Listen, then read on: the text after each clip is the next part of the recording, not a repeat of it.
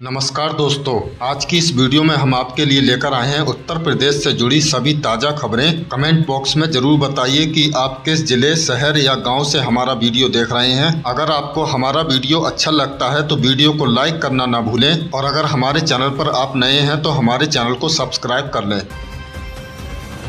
उपराष्ट्रपति चुनाव में सीपी धाराकृष्ण की जीत, देश का नया उपराष्ट्रपति मिल गया है। उपराष्ट्रपति चुनाव में एनडीए उम्मीदवार सीपी राधाकृष्ण ने जीत हासिल की। उन्हें 452 वोट मिले, जबकि विपक्ष उम्मीदवार बी सुदर्शन रेड्डी को 300 वोट मिले। कुल 769 सांसदों ने वोट डाले, जिसमें 754 वैध और 15 अमान्य थे। पीएम मोदी ने पहले वोट डाला और जीत पर बधाई दी। ये चुनाव जगदीप धनखड़ के इस्तीफे के बाद हुआ था। राधाकृष्ण अब देश के 15वें उपराष्ट्रपति होंगे। पेराई सन 2025-26 के लिए योगी सरकार ने गन्ना सट्टा और आपूर्ति की नई नीति जारी की है। उत्तर प्रदेश सरकार ने पेराई सन 2025-26 के लिए गन्ना किसानों को राहत देने वाली नई सट्टा और आपूर्ति नीति लागू की है। इस नीति में छोटे, अति छोटे और महिला किसानों को प्राथमिकता दी गई है ताकि उन्हें गन्ना बेचने में आसानी हो। छोटे किसान जिसका सट्टा 81 कुंटल तक है, उन्हें पेड़ी गन्ने की पर्चियां पहले और तीसरे चरण तक और पौधे गन्ने की पर्चियां 7वें से 9वें चरण तक दी जाएंगी। अति छोटे किसान यानी जिनका सट्टा 36 कुंटल या 4 पर्ची हैं, उन्हें 100% पेड़ी गन्ने की पर्चियां पहले चरण में और पौधे गन्ने की 7वें चरण में मिलेंगी। महिला किसानों को भी यही सुविधा दी जाएगी। दोस्तों, बढ़ते हैं अगली खबर की तरफ। पीएम किसान सम्मान निधि की 21वीं किस्त के लिए जरूरी काम, किसानों के लिए महत्वपूर्ण अपडेट। प्रधानमंत्री सम्मान निधि योजना की 21वीं किस्त जल्द जारी होने वाली है, लेकिन उनके लिए 3 जरूरी काम पूरे करने होंगे। KYC, जमीन का सत्यापन और आधार लिंकिंग। बाढ़ प्रभावित इलाकों जैसे पंजाब में किसानों की फसलें बर्बाद हुई हैं, इसलिए ये योजना उनकी मदद के लिए जरूरी है। दोस्तों, बढ़ते हैं अगली खबर की तरफ। अब ट्रेन पहुंचेंगी विंध्याचल धाम। मिर्जापुर स्टेशन को मिला नया नाम, आस्था को मिली नई पहचान। मिर्जापुर के विंध्याचल रेलवे स्टेशन का नाम बदलकर विंध्याचल धाम रखा जाएगा। ये फैसला धार्मिक भावनाओं और तीर्थ यात्रियों की अवस्था को ध्यान में रखते हुए लिया गया है। सरकार का ये कदम विंध्यवासिनी देवी के पवित्र स्थल को और पहचान दिलाने की दिशा में एक अहम पहल माना जा रहा है। चलिए दोस्तों, बढ़ते हैं अगली खबर की तरफ। शहरों में आवारा कुत्तों पर लगाम, योगी सरकार ने जारी की नई गाइडलाइंस। योगी आदित्यनाथ सरकार ने शहरी इलाकों में आवारा कुत्तों की समस्या को लेकर नई गाइडलाइंस जारी की है। इन नियमों के तहत अब नगर निगम और नगर पालिकाएं कुत्तों की देखभाल, सुरक्षा और नियंत्रण के लिए तय मानकों पर काम करेंगी। सरकार का ये कदम लोगों की सुरक्षा सुनिश्चित करने और पशु कल्याण के संतुलन को बनाए रखने की दिशा में एक अहम पहल माना जा रहा है। UPTIT परीक्षा की तारीख का ऐलान, प्रदेश के लाखों युवाओं के लिए बड़ी खबर। उत्तर प्रदेश शिक्षक पात्रता परीक्षा यानी UPTIT की तारीख का ऐलान कर दिया गया है। उत्तर प्रदेश शिक्षा सेवा चयन आयोग प्रयागराज के अनुसार ये परीक्षा यानी अगले साल 2026 में 29 और 30 जनवरी को आयोजित की जाएगी। शासन ने माध्यमिक शिक्षा विभाग को निर्देश दिया है कि इन तारीखों पर कॉलेजों में कोई और परीक्षा न रखी जाए ताकि TIT का आयोजन सुचारू रूप से हो सके। सुप्रीम कोर्ट द्वारा शिक्षकों के लिए TIT अनिवार्य किए जाने के बाद यह पहली TIT होगी।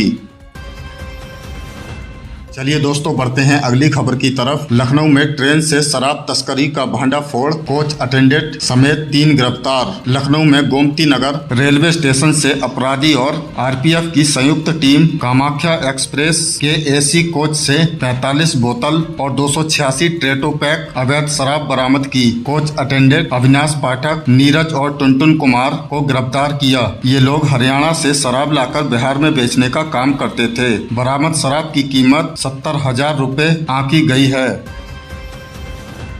चलिए दोस्तों, बढ़ते हैं अगली खबर की तरफ। प्रधानमंत्री का हिमाचल पंजाब दौरा। प्रधानमंत्री नरेंद्र मोदी आज हिमाचल प्रदेश और पंजाब के बाढ़ग्रस्त इलाकों का दौरा कर रहे हैं। वह दोनों राज्यों के बाढ़ प्रभावित क्षेत्रों का हवाई सर्वे करेंगे और राहत व पुनर्वास कार्यों की समीक्षा करेंगे। उत्तर प्रदेश ने बाढ़ पीड़ितों की सहायता के लिए 48 ट्रक राहत सामग्री भेजी है। इनमें हिमाचल, उत्तराखंड और पंजाब के लिए जरूरी सामान शामिल है।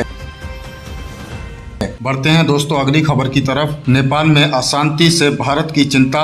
हमारे पड़ोसी देश नेपाल में स्थिति चिंताजनक है। सोशल मीडिया प्रतिबंध के विरोध में हुई हिंसक झड़पों में 20 प्रदर्शनकारियों की मौत हो गई है। गृह मंत्री रमेश लेखक ने नैतिक जिम्मेदारी लेते हुए इस्तीफा दे दिया है। काठमांडू हाईवे अड्डे पर प्रदर्शन के कारण विभाग सेवाएं प्रभावित हुई हैं। दिल्ली से काठमांडू जा रहे इंडिगो का विमान लखनऊ डाइवर्ट किया गया है। भारत नेपाल स्थिति पर नजर बनाए हुए हैं। दोस्तों बढ़ते हैं अगली खबर की तरफ। योगी सरकार की किसान कल्याण योजना, किसानों के लिए खुशखबरी। योगी सरकार की मुख्यमंत्री कृषक दुर्घटना कल्याण योजना के तहत किसानों के परिवारों को 5 लाख रुपए तक की आर्थिक सहायता मिल रही है। यदि किसी किसान की दुर्घटना में मृत्यु हो जाती है या वह दिव्यांग हो जाता है तो सरकार 5 लाख रुपए की मदद देती है। बिजली गिरने, बाढ़ और आग लगने और आतंकवादी जैसी घटनाओं में भी सहायता की जाएगी। हाल ही में 11,690 किसानों के परिवारों को 562 करोड़ की राशि दी गई है। चलिए दोस्तों बढ़ते हैं अगली खबर की तरफ। प्रयागराज में गंगा यमुना का 5वां प्रकोप। प्रयागराज से आने वाली ये खबर चिंताजनक है। संगम नगरी में एक बार फिर गंगा यमुना नदियों का जल स्तर खतरे के निशान से ऊपर पहुंच गया है। ये इस साल की 5वीं बाढ़ है जो प्रयागराज को अपनी चपेट में ले रही है। छोटा बगाड़ा, बड़ा बगाड़ा, राजापुर और दारागंज के इलाके पूरी तरह जलमग्न हो गए हैं। हजारों घर पानी में डूब गए हैं और लोगों को सुरक्षित स्थानों पर पहुंचाया जा रहा है। गंगा नदी का जल स्तर 45 मीटर के पास पहुंच गया है। एसडीआरएफ और एनडीआरएफ की टीमें राहत और बचाव कार्य में जुटी हैं।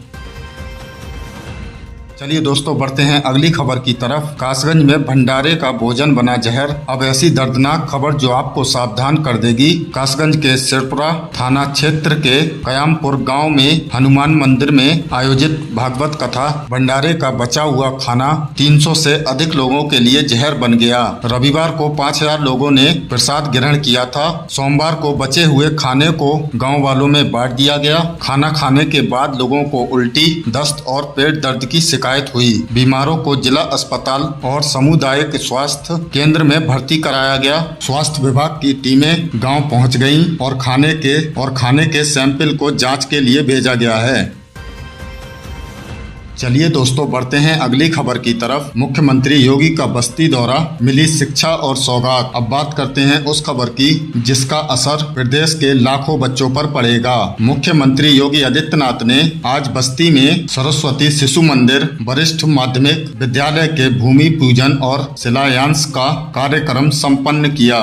बस हवा में आयोजित इस कार्यक्रम में मुख्यमंत्री ने कहा कि शिक्षा से ही भारत विश्व गुरु बन सकता है। उन्होंने युवाओं को सोशल मीडिया की बुराइयों से बचकर रहने की सलाह दी और कहा कि पेड़ पौधे लगाना हमारी संस्कृति का हिस्सा है। सीएम ने स्कूल के साथ ही पौधारोपण भी किया। तो दोस्तों ये थी आज की सबसे बड़ी और अहम खबरें। इनमें से आपको कौन सी खबर सबसे ज्यादा महत्वपूर्ण लगी कमेंट में जरूर बताएं। वीडियो अच्छी लगी तो वीडियो को लाइक कर दें। चैनल पर नए हैं तो प्लीज चैनल को सब्सक्राइब कर लें। मिलते हैं अगली वीडियो में नई खबरों के साथ। तब तक के लिए धन्यवाद।